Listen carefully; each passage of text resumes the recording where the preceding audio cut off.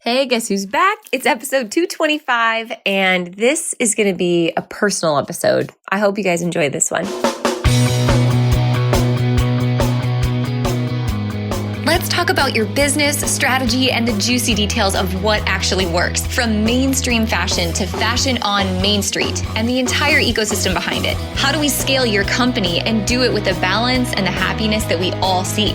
Let's hear from those insiders, experts, and strategists that actually make it happen. I'm your host, Ashley Alderson from the Boutique Hub, and I can't wait to chat.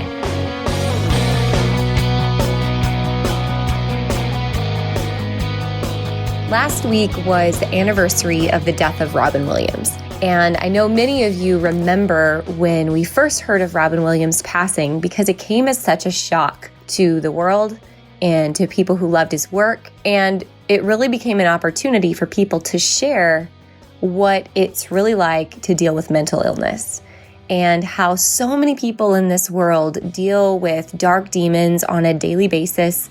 But because of the stigma attached, so many people don't have the opportunity to talk openly about the challenges that they're facing. You know, as a cancer survivor myself, and after losing my dad to cancer, I think about how healing it was for us to be able to talk about that experience openly and share in the support that we felt from fellow survivors or, fellow families that had been there and been down the road that we'd also been down. And it's like that with so many diseases and ailments and tragedies that we face in our life. But unfortunately, with mental illness and with suicide, that is a tragedy that far too few people can talk about because of the pain associated and, like I said, because of the stigma that can come along with it. So if there's one great shining light that's come out of Robin Williams passing, I truly feel like it's the opportunity to talk openly about mental health and what we can do to change the stigma attached. So this week, I'm so excited to have this very conversation on the podcast with someone who's a dear friend of mine. She's been a member of the Boutique Hub community almost since the very beginning, a very successful and prominent store in Texas that I followed since she was very new in her journey, one of the first boutiques I found on social media, and someone who has a lot to say on this topic, not just what it's like through her eyes and with her journey with mental health, but also through the eyes of a boutique owner. And we're also going to be sharing some insights at the end of this podcast that can maybe help you take a look at your business and go, you know what, when is enough? When is comparison enough? And when do I need to really settle in to what is right for me and my family and my operation and get off of this idea that bigger has to be better? Because sometimes scaling our operations back or scaling our storefront sizes back can mean that we can run a more lean operation and in turn become more profitable, but doing so in a way that doesn't risk our health and the health of our family along the way. Guys, this week, please help me welcome my friend Marie Earthman, who's the CEO and founder of Pomp and Circumstance Boutique from Houston, Texas. I know you're going to love this episode and hearing Marie's story, and I encourage you, if you have a story to share, please share it. Because as boutique owners, as women of influence and men of influence, I know that there's people that are watching you through your social media channels, and you never know when sharing just one story that impacted your life could impact so many others. And together, I truly believe that we can erase the stigma attached to mental illness and raise the importance of mental health and talk about things that can be so painful, but in turn shed the light on the moments that can truly feel to be their most dark. Guys, help me welcome Marie to the podcast this week and let me know what you think about this episode. Message us over on Instagram at Boutique Hub Business or at my personal Instagram at AJ Alderson. I'd love to hear what you think. All right, guys, today's podcast is one that I think is going to hit you in the heartstrings because so many people need to hear the message that we are about to cover. Marie, I am so happy that you're on the podcast with me today. Thank you for taking the time to join me. Thank you for having me. I'm so excited to do this. I am so excited to have this conversation with you. Like we were talking about before we started to record, we've known each other for actually quite a while now, and I always love to shop your boutique, not just to follow your boutique, but I really admire the business that you've built, and I just think you've got great business chops and style chops on top of everything else we're going to cover. So there's going to be a lot of value we're going to dive into today, right? Yeah, and thank you for saying that. Thank you for being a customer. You bet. So let's get started here. I always love to give people a little bit of background and context about you, your family, where you're at, and how you got started into the boutique business. Yes, so I am in Houston, Texas. I am a mom of two boys, a 2-year-old named Fields and a 6-year-old named Wright. And I have been in the retail industry since I was 14 years old. I started working at a cute little store called the Shoe Hut. After school, I worked 2 hours every day after school and on the weekends and fell madly in love with it. And I've never stopped working in retail. In my 20s, when I was in college, I started working as a personal assistant to a jewelry designer. And I went from her personal assistant to running her business. And she adopted 2 babies and kind of needed somebody to take over her business and the day-to-day operations and her wholesale side, her retail side. And so I did that for her. And then I worked for a luxury handbag designer here in Houston and ran her wholesale and retail side as well, and was also a buyer in between all of this. And it's kind of evolved. And I decided in 2007 that I was ready to go out on my own, and I started designing my own jewelry. So I had a jewelry line online, solely online, and I hustled. I was working all the time and would nanny on the side to make extra money. I was constantly designing, constantly making jewelry. I would post pictures on Facebook, would host parties in my house, and in 2011 decided that it was time to open a brick and mortar. And I did, and it was a great success. And I eventually started adding clothing to the studio, and I had 2 racks, had no idea what I was doing with clothes. Jewelry was really my passion, but I had a good eye, and I didn't realize that people were really loving what I was doing with the clothing that I was buying. And I just kept buying more and more and more clothing, and it was just flying. And I moved into that first studio was a 500 square foot studio, and moved into 1,000 square feet about a year later. And then from there, moved into the Rice Village area of Houston, which is a major shopping center, into a 3,000 square foot store. So it was a great journey, and it took off pretty quickly. And I've always loved retail, and it's kind of my heart and my passion. You know, being an online jewelry business back in 2007, that had to be quite a feat because that was still pretty early on in Facebook days, right? So definitely a different landscape than it is now. Definitely. But, that's when I started learning the value of immediate shopping and immediate gratification. And it, kind of learned that people wanted things immediately. And it was a great tool. Facebook was such a great tool in 2007. I did have a website, but Absolutely. Yeah. And, and that was the time when press really mattered. And I was getting a lot of press locally and then eventually nationally. My jewelry was in the movie The Backup Plan with Jennifer Lopez. So all of the main actors, so it was Melissa McCarthy, Michaela Watson, and Jennifer Lopez all wore my jewelry in the movie. And that was a huge... That's pretty awesome. Yeah. So that was kind of a big push for my business. How did you go about press and PR in those days? Because I think that's something that not a lot of business owners today give enough stock to. I mean, I know it was more important then because there wasn't such a presence of social media, but it definitely still matters today to have those types of placements. So I, from working with the jewelry designer and the handbag designer, had a lot of connections in the PR industry here in Houston and just stayed in touch with them. And my first interview was with the Houston Chronicle, and that article alone, I think I sold 100 pair of earrings. And for new business, that was huge. And that really, just having those connections really helped me. And, it evolved my business. Yeah, without PR and without having any press, I don't know how I would have made it.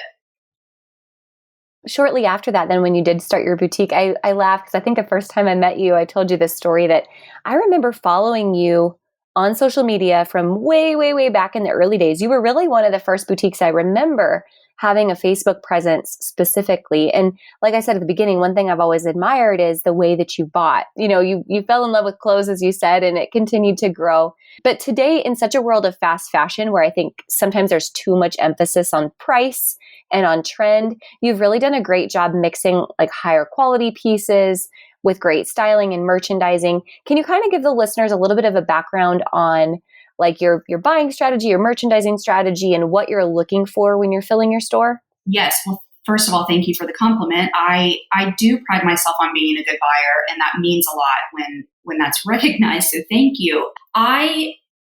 Houston is a city that wants to spend money. But what I also found was that there weren't any boutiques in Houston that were affordable for the women and the moms that don't want to spend a lot of money. And I needed to create something that was in between. And I did. And I was one of the first boutiques to do that. And so when I buy, I am looking for things, and I hate to use this term, but I do look for designer dupes. And not all the time, that's not my main focus, but I do keep an eye on designers and what the trends are. But I know that my customer's not going to spend $500 on a top or a dress. And I try to find styles that are going to kind of emulate that, but aren't going to break the bank. And I try to shop for moms. I'm a mom and I have young kids. So I know that I can't wear short skirts. I can't wear short dresses, things like that. And I want to find things that are comfortable, that are flowy, because let's be real, moms have tummies, still not everybody, but a lot of us are still in the mindset of wanting to kind of hide our bodies. And so I buy clothing that will appeal to moms that have that mindset. But I also work really hard on buying clothing that makes those particular women step outside of their comfort zone and show these women that they can wear things that are a little bit tighter, a little bit more fitted, if they will just trust me. So that's kind of if that makes any sense. Yeah, I like that. And it seems like there's a lot of really easy to wear pieces. You've got probably one of the best selections of dresses that I've seen, like really cute day dresses, easy to put on, easy to style and go. And I think that's a good idea or a good option for moms that they may not turn to immediately unless you suggest it to them and offer them that styling service. Absolutely. And that's a good point, is that as moms, we want to look put together, but sometimes we are so tired and we don't have the energy to put our makeup on. And mascara is a huge deal for me. I don't know why. I'm like, I don't want to put mascara on today. But if I have a dress on and, I feel really put together, I could have not a stitch of makeup on, but if I have a dress on, I will feel put together and presentable. And it is telling moms, hey, throw on a pair of sneakers with a dress and you're still comfortable, but you feel cute at the same time. And you can still run around with your kids and go to the park and not look crazy in a dress. All the things, right?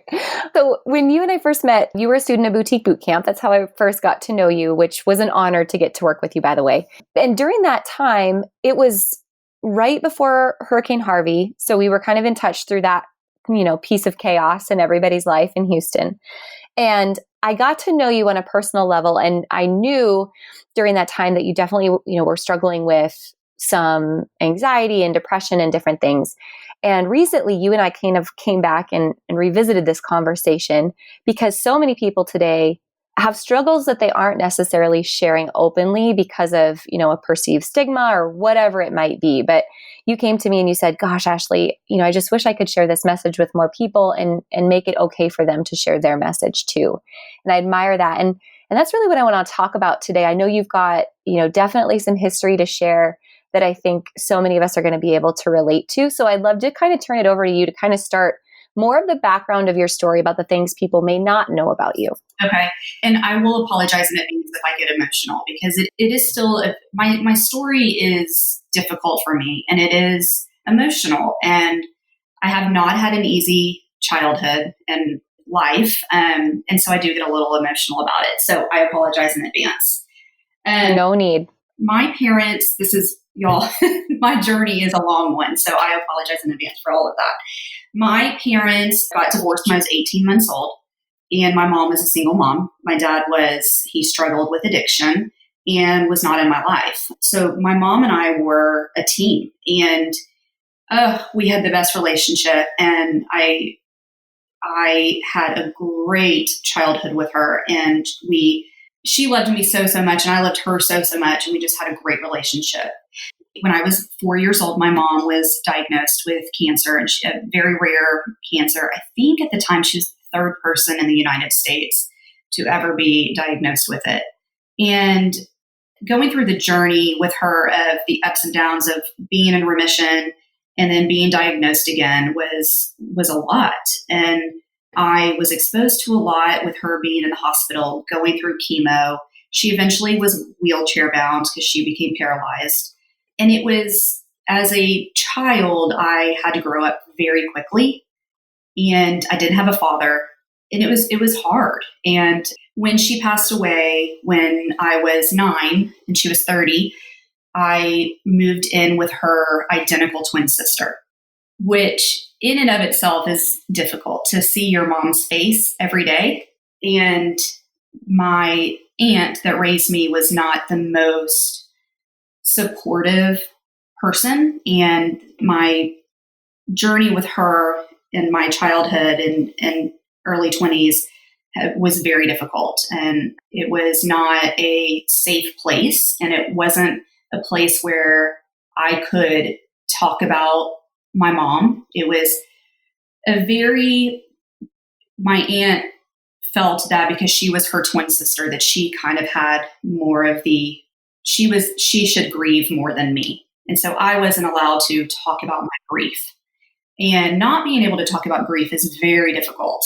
And being a child, having to hold that in was difficult. And I started really struggling in high school with depression and anxiety. I was constantly anxious.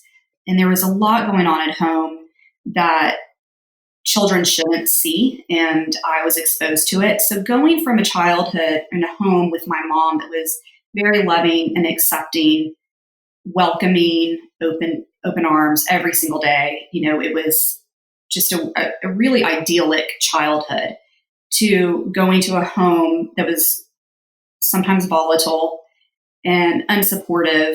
And I was constantly told that if I did something wrong, I would need to go live with another family.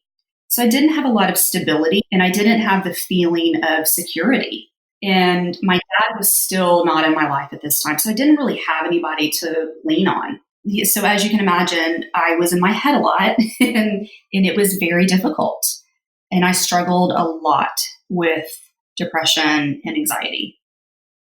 And during such a volatile time in a child's life anyway, teenage years and hormones and everything else on top of it, and then having to deal with those feelings besides. Yes. I didn't really know what depression or anxiety was. I just knew that I was sad a lot, but I thought that it had to do with my mom. And then a week before I left for college, this is the weirdest story, but it was the middle of the night, and I had little to no relationship with my father at all. And my aunt came into my room in the middle of the night, and I popped up and I said, my dad's dead. I knew. And it was just the weirdest sensation, like a feeling just came over me that I knew that he died, and he had committed suicide the night before. And and suicide is something that, again, you're ashamed of. You don't want to talk about it. I have never shared that my dad committed suicide. I just started sharing it about a year ago. And there was always I was always willing and open to talk about my mom having cancer, but talking about my father committing suicide was something that I was mortified to share. And it shouldn't be that way. So anyway, when he committed suicide, something in me was triggered, and I kind of spiraled into a major depression, and I was leaving for college in a week. So it was kind of a perfect storm for this to happen. So I went to college a week later and was like I said, just spiraling and didn't know how to cope and was extremely depressed. I started having panic attacks all the time and I didn't know why. And then I started therapy. And I guess I should say I've been in therapy off and on since my mom was diagnosed with cancer. But I was not in therapy in high school. That started again when I was in college and was medicated and went to some bad doctors that gave me a lot of medication. And then that was another bad situation and kind of trying to figure out how to get better from the medication. Because, sometimes you get bad reactions and I was kind of a zombie. But that is kind of my history and what has happened in my life that has kind of led to my depression and anxiety. Oh my goodness, Marie. So after that period, you went to school. Did you feel like you kind of, through counseling and medication and just kind of this discovery of taking care of your mental health, did you feel like you found a period of stability then before you went on after school and started the jewelry business and the things that kind of led you to where you're at today? I did. So when I first started my jewelry business, I was still really struggling with it. And I actually found making jewelry to be kind of an outlet for me. And I felt good, if that makes sense, when I was in the zone. And I felt good about that part of my life. So I really, really, really focused on it and was able to throw myself into work because it took my mind off of everything else. But then starting around 29, I did find stability. I got off medication. Again, I would say to anybody that it's on medication, obviously speak to a doctor. And I did this with my doctor. We decided that medication just was not right for me. And I got off medication and it felt like a veil was lifted for me. And I felt more alive again and I felt more present. I met my now husband and when I was 29, and this was in 2009, and we got engaged 5 months later and married 6 months after that. So all within a year, I got married. And my husband Richard is one of the most supportive people and he is my rock and he really understood me. And that was something that I needed desperately. I like to say I'm a feeler. I'm very much in my feelings and that can turn people off. People get kind of uncomfortable with that. And it didn't. He was not uncomfortable. And it was really nice to have that support and not feel weird. And I was always told I was too much growing up. You're too much. You feel too much. You're too sensitive. You're too this. You're too that. And Richard never made me feel that way. And he had gone through a similar story of losing his mom. And we kind of bonded over that. And having I don't want to say camaraderie, you know what I'm saying? What's the word? Yeah, camaraderie. Camaraderie. I can't. Words are so hard for me. But having that to relate to with him was such a relief because I didn't feel alone. And so that really helped my mental health. It really did, having that support. And I was great. I was great for a few years. And I got pregnant with my first son, right? And was sick as a dog for 6 months. Was off and on bed rest. And struggled because I had just opened my brick and mortar. Well, I think it was a year old at that point. And I struggled with not being able to be there every day, having to find employees that were good, that could stay at the store and run the store when I was sick or on bed rest. And that was a struggle. So, and then being on bed rest itself is also not easy. And it all kind of started coming back with my pregnancy. I delivered right and everything was great. And I one day just could not function. And I was diagnosed with postpartum OCD. And if anybody that struggles with OCD, it is one of the most difficult diseases because you literally can't stop it. You can't stop these thoughts. And if you don't do certain things, then something bad is going to happen. And it was one of the lowest points for me because I now had a baby that I needed to take care of and wanted to take care of and wanted to bond with. That there were certain things that my mind were telling me I couldn't do with my baby. And that was hard, hard, hard. I wasn't sleeping. I was up with the baby and feeding. And my husband stepped in and started helping in the middle of the night. And then we did get a night nurse. And that was something that really did help a lot because I figured out that sleep is a trigger for me. And if I'm not sleeping, my mental health is not good. So went to therapy and I did cognitive behavioral therapy, which is, if you're not familiar, it's you're kind of thrown into the situation that you're afraid of, for me, my thoughts had to do with my son, and I would be put into a scenario where those thoughts were real in that moment, if that makes sense. So was that something that helped you? How does that process work? Is that something that helps you kind of face that fear that's driving the OCD, and then you just figure out coping mechanisms to overcome that fear? Or tell me more about that. Yeah, so exactly. So one of the things, some of the fears that I had, I don't want to get into because they were really bad. But, yeah, you don't have to. One was I could not feed right. I was terrified of him choking. I couldn't be in the room, or I would have a panic attack. So one of the exercises that I did in therapy was watching a baby choke, which was so hard. But what it does is kind of desensitizes you because then the baby's okay. So you go through the fear, face that fear over and over and over again, but then you see that the baby is okay. So it desensitizes you essentially. And that really, really, really helped me. And I was able to, as Wright got older, I was able to kind of let a lot of the fears go, thankfully, but they would linger a little bit. But I was able to get help and through the cognitive behavioral therapy, get better. Were there other things that you were doing at that time, by taking care of yourself, sleep, exercise, eating habits? Were there other things that contributed to, you think, overcoming part of that period as well? Yeah, I started taking classes, which was a huge relief. I started eating really well. I was having health issues at the same time that all of this was happening. And another thing that I wanted to touch on briefly, and this goes into taking care of myself, is I started seeing a functional medicine doctor. And more functional medicine doctor essentially helps you figure out what's wrong and take care of it in a more natural way.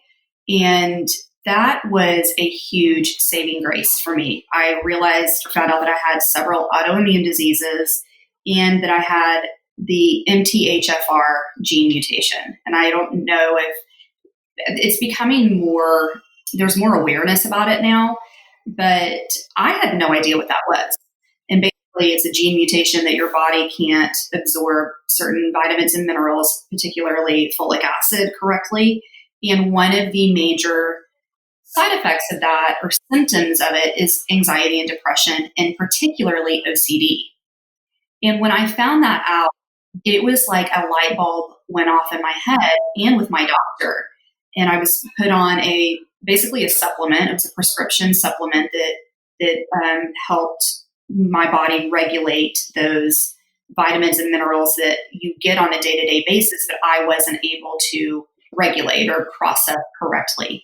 And that was a huge help. It really kind of changed my life. So that was one of the major things. And exercising, and I was eating really well. And I was doing really well. And then had another, go ahead. Oh, so was it during this time then, did you kind of go back to like focusing on work? Things started to get better. You really dove kind of headfirst into the store, and that was growing at the same time, and the store began to expand. Did that help what you were going through, or did that ultimately kind of deter from what you were going through in your healing process?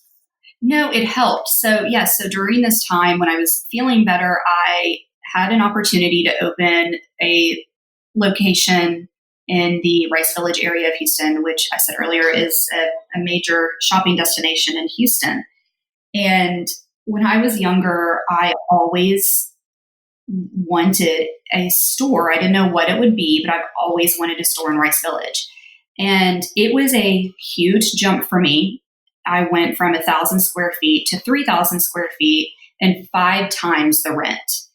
And which was terrifying, but I was feeling good mentally. I was feeling good physically. My husband was 100% supportive, and I just decided to go for it. And yes, I threw myself into it. And was it extremely stressful? Yes.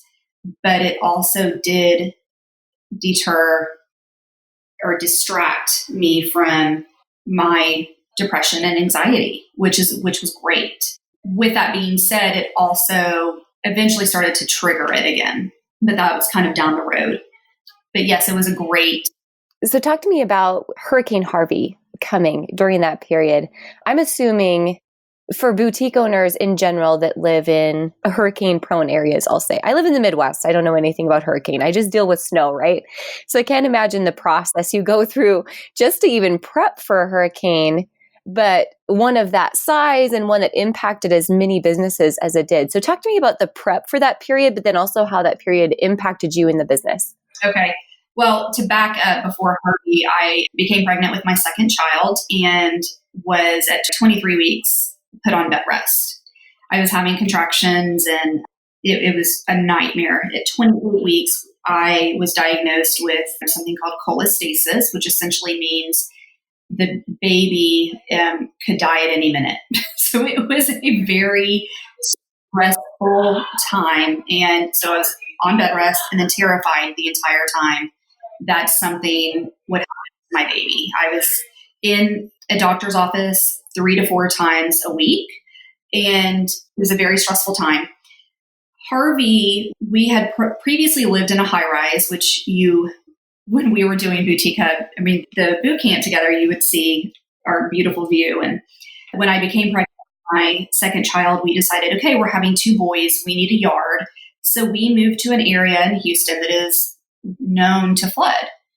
But we took the chance because it was a beautiful house and it was a new construction and it was built 5 feet up. We just were not nervous about it. There's no way that a storm will come that will affect this house. So we rolled the dice. 2 months later, after moving in, Harvey comes. So yes, we start prepping. In the store, we rolled up rugs. We put everything up on tables and counters and put all the clothing in the back room and prepared the store that way. And at home, again, we did not think anything was going to happen. Harvey came, I think we were warned about it earlier in the week. And so my uncle happened to have a place in Houston in a high rise.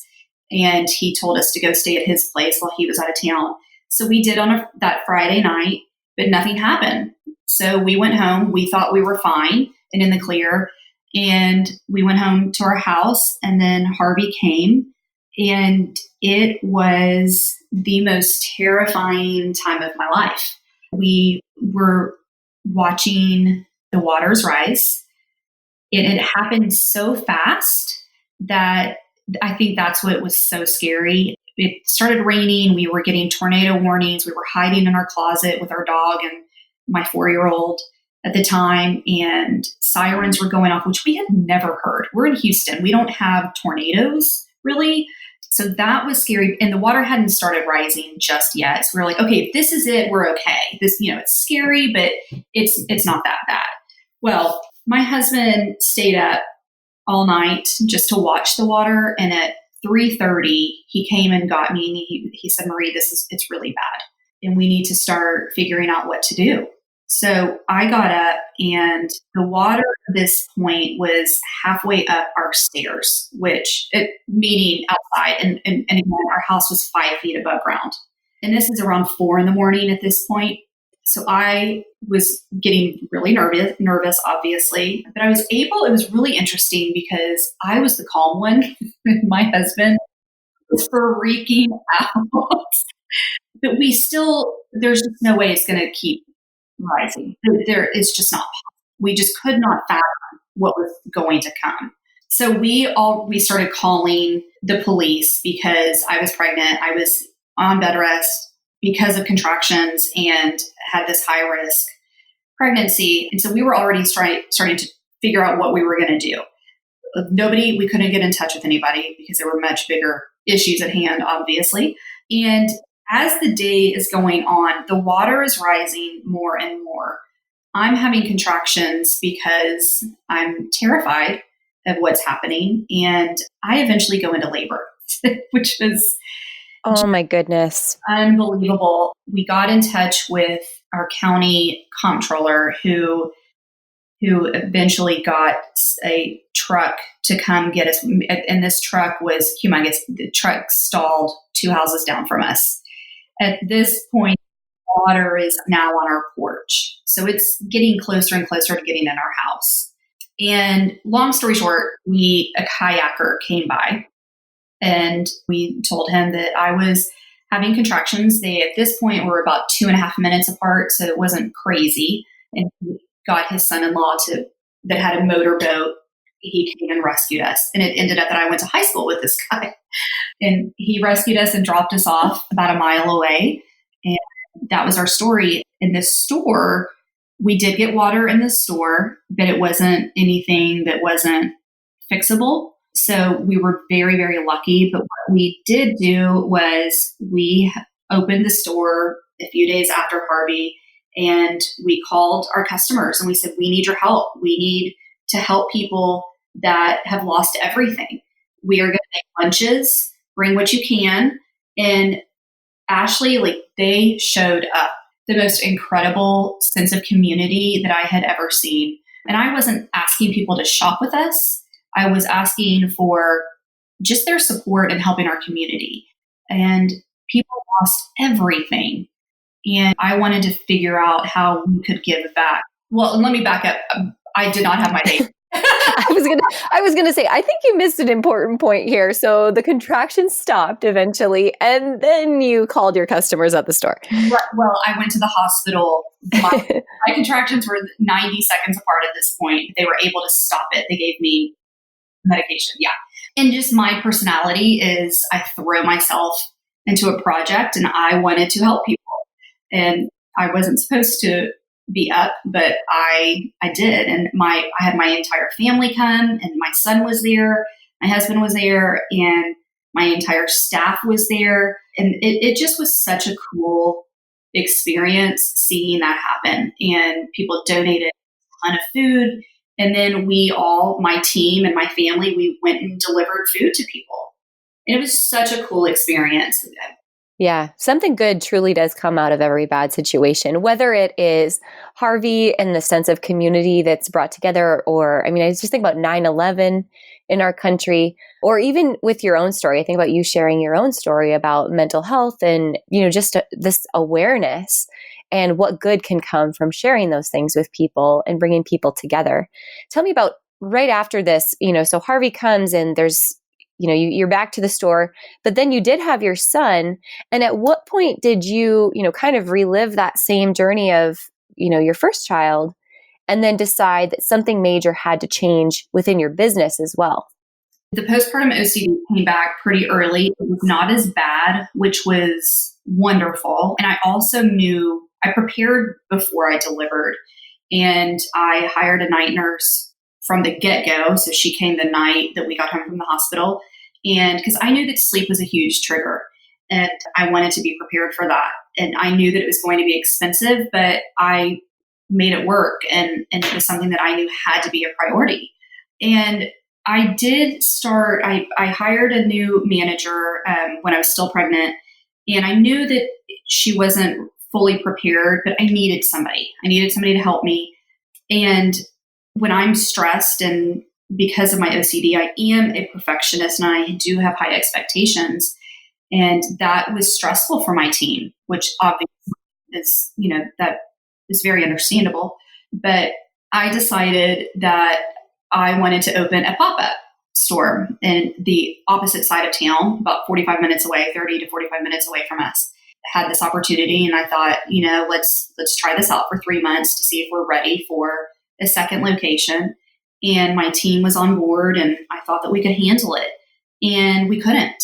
And it was successful in the sense that we had the exposure on the other side of town, and we did gain new customers, but my team was falling apart, and I wasn't there every day, and I couldn't be. I had a baby, and I mentally couldn't be there. And I realized that what I was doing was kind of hiding from my stressor, which was work. And so I would work from home a lot and was putting all of this on my employees to handle, which wasn't fair. But I didn't know how else to handle it. So it all came to a head, and the manager that I was relying on quit. And she did give me notice, but it was still a huge blow because we had this pop up, and I had 2 locations, I had a baby, and it was just, and employees were quitting left and right because the leadership was not there from our manager. And I don't want to put the blame on her, but it was just a really tough time. And I have never been suicidal, but I found myself multiple times saying to my husband, I don't know what the point of life is. And one night I said it, and he said, Marie, something has to change. You're scaring me now. And my husband is very level-headed and very, like I said, he's very supportive, but he's never said to me, you're scaring me now. And when he said that, something in me woke up, and he said, you either need to close the business because it's too much, or you need to downsize. And I've always pushed myself I wanted to prove it to everybody that I could handle being a mom. I could handle being a business owner, that I could handle it all. And he said, who are you trying to prove this to? Because the only person that matters is you. And I finally was like, oh my gosh, I had my aha moment and called my old landlord that owned the 2 previous locations that I had, and said, hey, by chance, if you have any new spaces coming up, let me know. And she said, I do. Somebody who's wanting to get out of a lease, and it's going to be a big change, Marie. Are you sure that you want to do this? And I struggled with it for a little bit, from going from a 3,000 square foot store in a major shopping area where my rent was sky high to a store that was it's in a great area of Houston, but it's not a or it is a destination. There is no foot traffic at all. And I said, yeah, I need to do this for myself and for my family. And I'm just going to focus on online. We're still going to have the storefront open, but that's not going to be our main focus. And my staff, and they were really, really excited. So at this point I had found another person. She actually had been my personal assistant, and she moved into the manager role. And having her and another staff member, having their support and and seeing their excitement to downsize, and was infectious. And, I was so excited about it. And we moved in April of this year, made the announcement, and we did get a little bit of backlash from our customers. Why would you move?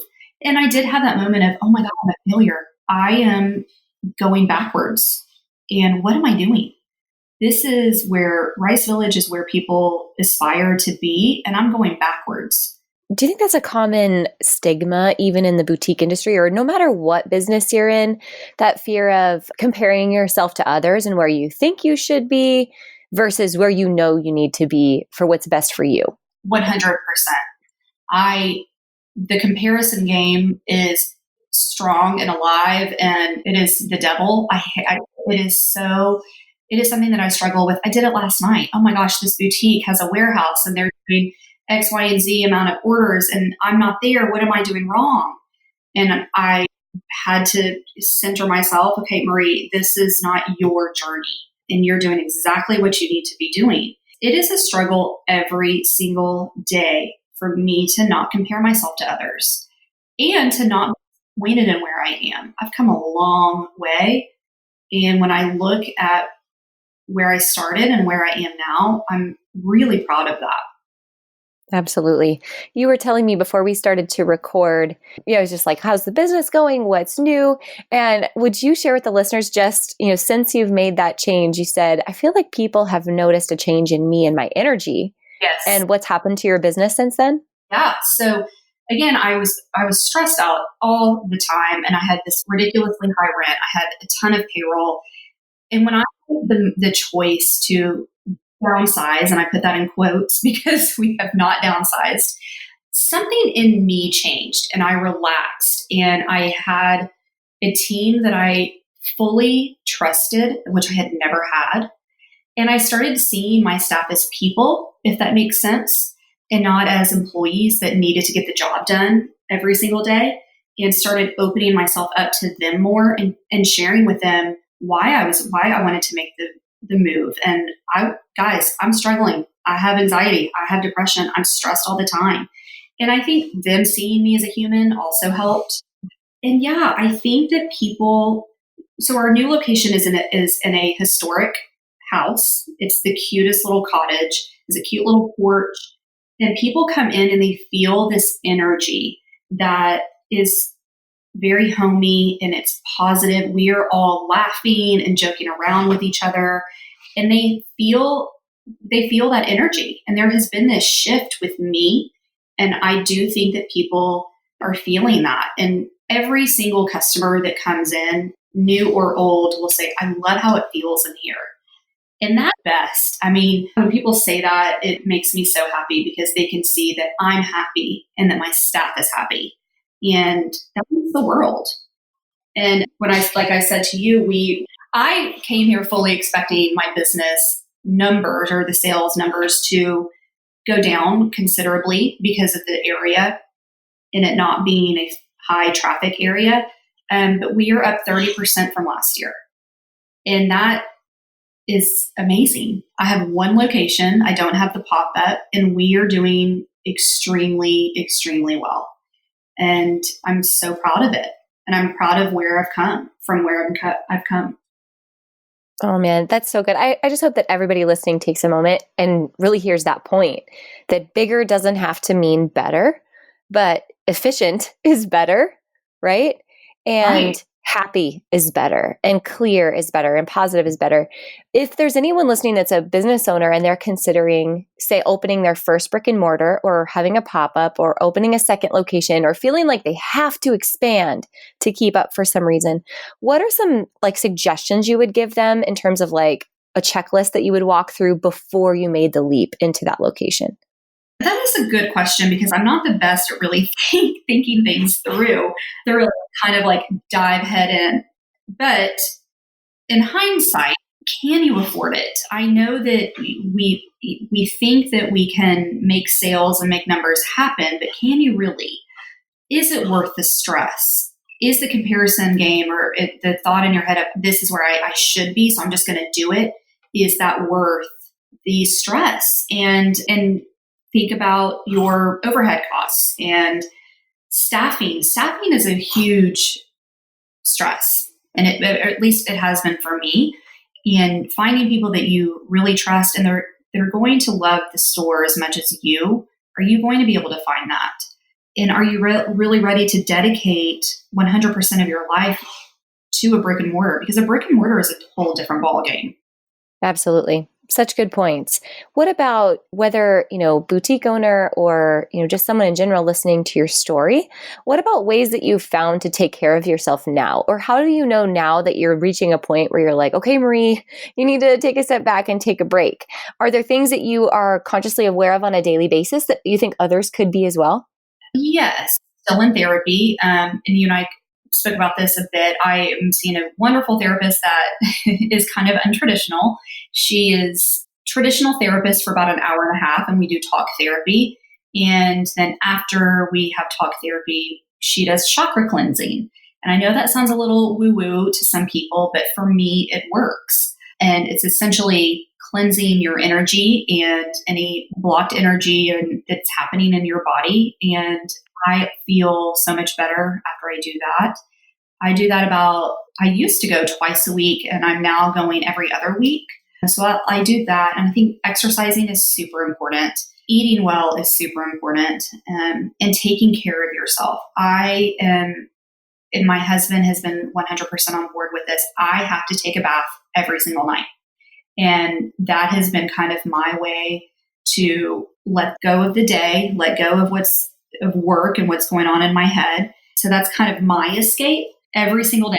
And I do still have triggers, and I do know when I need to take a break. I had one last night with my fighting with my six-year-old, and I said, I need to go upstairs for a minute. And I could feel myself going to a place that I didn't want to go to. And I was getting really overwhelmed and saying, like, you are the worst mom. You can't handle this. You can't handle, because at the same time I was working and trying to answer questions on Instagram with customers. And then my son is wanting my attention. And I had to take a step back and take a minute. And I did. It took about 15 minutes and just kind of went and did some breathing. And that helps. And I was able to come back and be a mom and have my head in the game. Yeah, such a good point. Because I think anyone that's a mom, and is pulled in 1,000 different directions, especially with social media. And we feel like because we have our phones, like, oh, it's nothing just to go answer those questions quick, or it's nothing to make myself available to my customers. But you're right, that pressure of being available in two places at once, that can really trigger you, trigger any of us to have those feelings. I think that's a really good point, just to be aware of those situations and how to avoid them.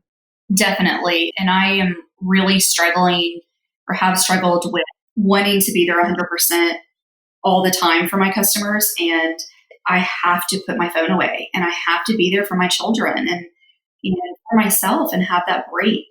And I will not lie, I struggle every single day. And, there was one day last week where I said to my store manager, I need a break today.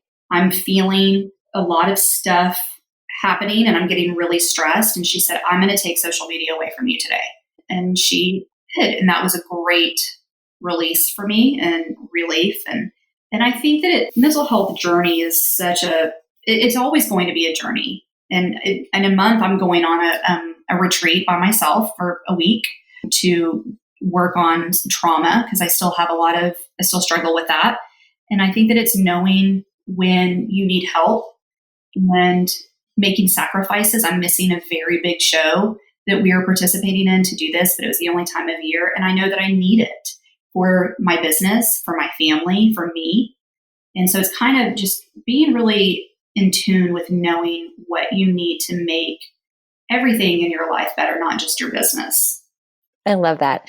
All right, Marie. Well, last question of the day, and this is always kind of the final question of the podcast. And I'm so glad that you came on, first of all, to have this conversation, to raise awareness, to remove any negativity surrounding just being open and vulnerable about mental health and, the challenge that so many people face on a daily basis, but don't know where to turn or how to even raise their hand and say, I need help. So thank you for sharing your story, because I know that that's going to impact so many people. I hope that it does help people. I hope my story does resonate, and that someone out there will find some sort of comfort from it. Absolutely. So last question of the day kind of is on that same note. And it's, someday when you are a grandmother, right? And your boys have kids and they're over at your house one day, right? Sitting on your front porch and you're telling stories about the good old days. And whatever has happened to pomp and circumstances happened, sold, whatever you want to accomplish at the end of the day. And you're talking with your grandkids about the life that you lived and the legacy that you want to leave behind. What are the things that you hope your grandkids and people that have come in contact with you on your journey will remember the most about you and the life that you lived? I hope that people will remember my heart and my kindness, or remember me as a kind person and having an open heart. That is something that is super important to me, and it's something that I stress with my kids every day. And I think that's it. I think being kind is the biggest blessing, and it can make or break somebody's day. So I think that I want to be remembered as a kind person. I love it. All right, Marie. Well, thank you so much again for your time today. Thanks for being a member of the Hub since the very, very beginning. And thank you for sharing such a positive message with our audience. Thank you, Ashley. Hey guys, I hope you enjoyed listening to this week's episode. I'm so appreciative to Marie for sharing her story with us. And I'm so happy to hear where Marie has come in her business. I just want to chat for a second about being a business owner and how easy it is to get lost in this trap of comparison. And truly, comparison can be the thief of joy. So I'm so happy for Marie that she really took a look at her business and said, is this what works best for me?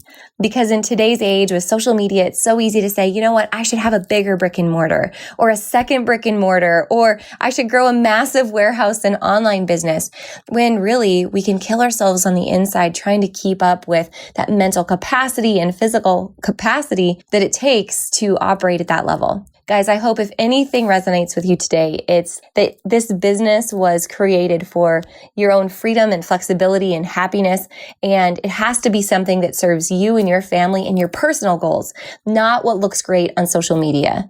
Today, social media, I truly believe, does contribute to this issue that we're facing of mental illness and mental health. And I hope that together, by listening to this episode and as boutique owners, as women and men of influence, that we're able to share our stories with those who are in our own communities. Because you never know when taking a second to share your own story and lift the veil of the obstacles you faced in your life may be just what someone in your own community desperately needs to hear today. So I know by working together in community over competition like the Boutique Hub community does, I know that you can leave such a great impact on your own community and on the world around you. Thank you guys so much for being a part of the Boutique Hub, for supporting fellow boutique owners like Marie in moments when she needs it most. And I know when so many of you have needed it most, you've been there for one another. Thanks for listening to this episode, you guys, and thank you for raising awareness on mental health and the way that we all can live to support one another and the communities around us.